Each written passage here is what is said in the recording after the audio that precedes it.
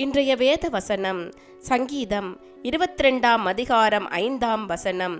உம்மை நோக்கி கூப்பிட்டு தப்பினார்கள், உம்மை நம்பி வெட்கப்பட்டு போகாதிருந்தார்கள். என் அன்பான சகோதர சகோதரிகளே, தேவ சமூகத்தில் ஏதோ ஒரு காரியத்திற்காக தினமும் தேவனை நோக்கி கூப்பிட்டு கொண்டிருக்கிறீங்க. தேவனிடத்திலிருந்து எனக்கு பதில் கிடைக்காதா என்று காத்திருக்கிறீங்க.